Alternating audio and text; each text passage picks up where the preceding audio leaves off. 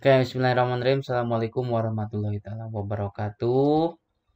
Eh, Perkenalkan, nama saya Jajang Jaya Purnama. Saya sebagai dosen pengampu mata kuliah Web Programming 2 di Bina Sarana Informatika ya. Sekarang kita akan belajar Web Programming 2 ya, dimana untuk Web Programming 2 itu tentang framework ya. Framework yang dibahas nantinya adalah CI gitu ya.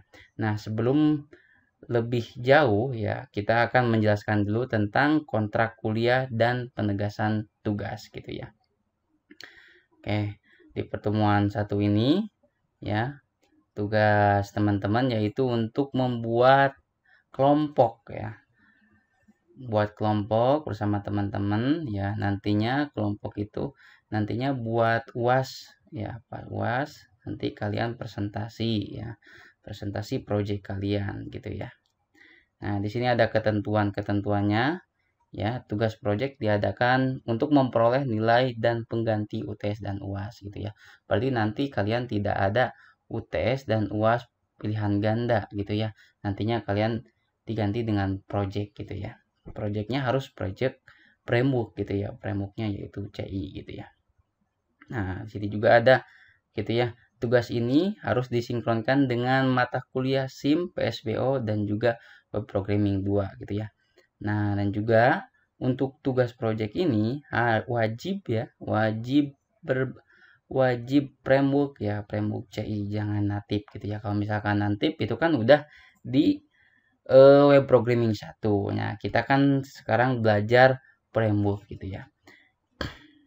Nah, dan juga yang selanjutnya itu bisa juga kalau misalkan framework ini adalah perkembangan dari aplikasi web natifnya yang udah natif, nah, terus dibikin framework itu bisa gitu ya.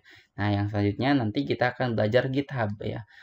Nah, belajar GitHub supaya apa? Supaya bisa dikontrol gitu ya untuk penugasannya. Jadi kalau misalkan GitHub itu nanti bisa dilihat histori-histori pengupdateannya gitu seperti itu. Jadi ada repositorinya, log repositorinya gitu ya.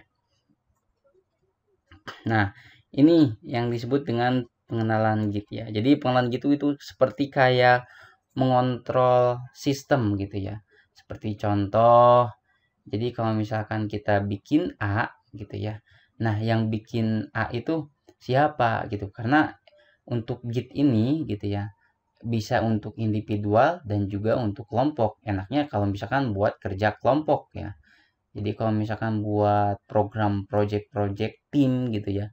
Jadi ketahuan siapa yang udah update, siapa yang ini update gitu ya. Jadi bisa satu sama lain bisa mengontrol gitu ya. Dan juga kalau misalkan mau mengembalikan itu gampang ya. Ke versi yang lama misalkan ya, dikembalikannya itu gampang gitu ya. Nah, itu secara singkat untuk pengenalan Git gitu ya.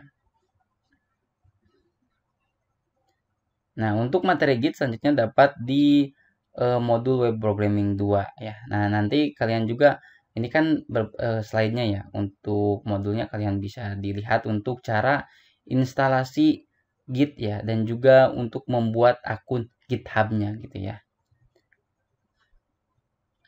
Nah, untuk pembuatan akun GitHub ya itu harus online gitu ya.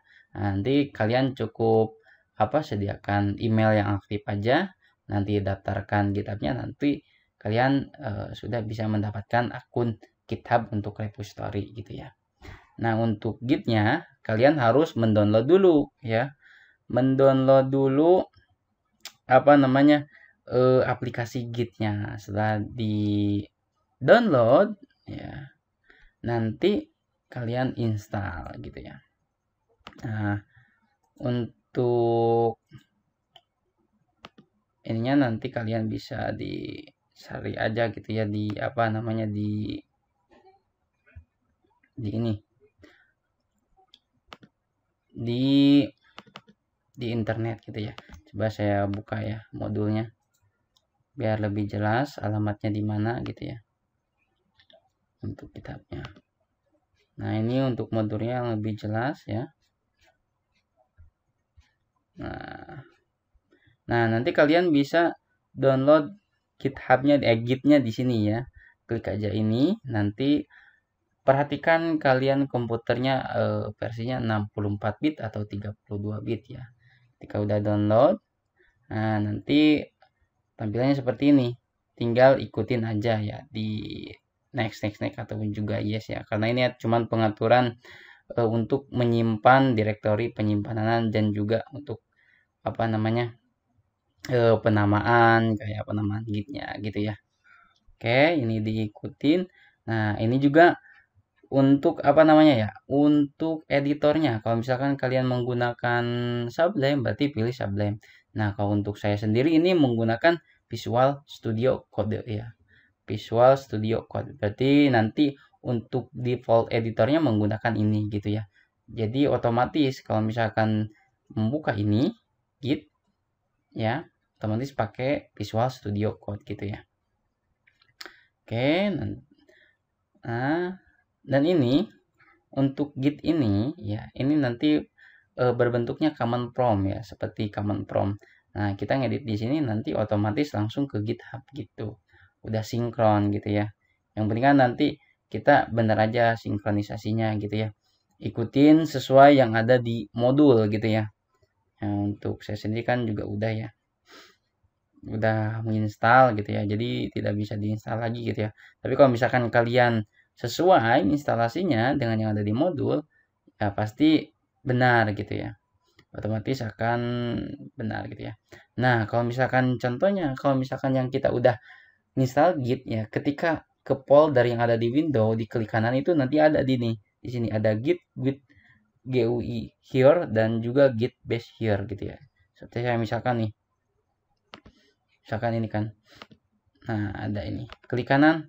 Nah, ini contohnya ya ada. Kalau misalkan yang sudah terinstall. Nah, contohnya seperti ini gitu ya. Oke. Nah, nanti kita bisa tahu ini versi berapa gitu ya. Ini seperti kayak command prompt ya. Kalau misalkan kalian sudah pernah belajar tentang basis data melalui command prompt gitu ya. Nah, setelah itu ya, kalian bikin akun GitHub ya di github.com gitu ya. Diklik aja ya. Nah, ini kan kalau misalkan ini udah bikin ya. Nah, ini akun saya gitu ya. Nah, kalau misalkan yang belum bikin ya, nanti sini aja. Kalau yang udah punya, tinggal masukin. Kalau misalkan belum, create akun gitu ya. Nah, join. Masukin deh emailnya gitu ya. Nah, masukin email kalian dan juga passwordnya nanti akan create sendiri gitu ya.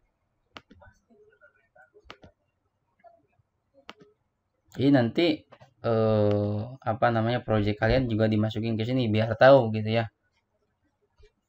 Sampai mana untuk pengerjaannya gitu ya. Oke. Sampai Git terus. Nah, nanti bikin new repository gitu ya. Tinggal yang di sini yang GitHub, coba GitHub. Kita bikin repository.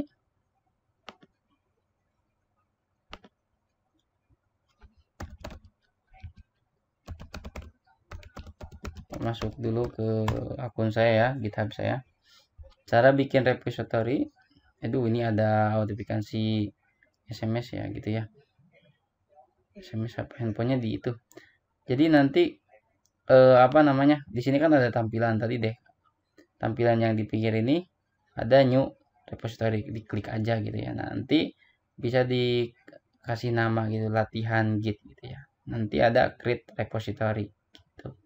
Nah, nanti ini bisa dilihat oleh siapa aja ya, seperti itu. Nanti kita bisa konfigurasi. Jadi kita ngedit di Git yang tadi, nah, akan tampil di GitHub gitu. Nah, seperti itu ya. Oke. Kalian boleh ikutin ya. Nanti juga apa namanya? Folder mana yang akan dikonfigurasi. Jadi kalian harus bikin folder dulu gitu ya. Untuk menyimpan latihan Git tersebut gitu ya. Yang nantinya kalau misalkan di localhost punya project, nah berarti itu yang nanti di Git gitu ya. Oke, nanti ini diikutin aja ya. Ini contoh indeksnya gitu ya. Nah, seperti ini ya. Oke, sekian dari saya. Khairul kalam. Assalamualaikum warahmatullahi taala wabarakatuh.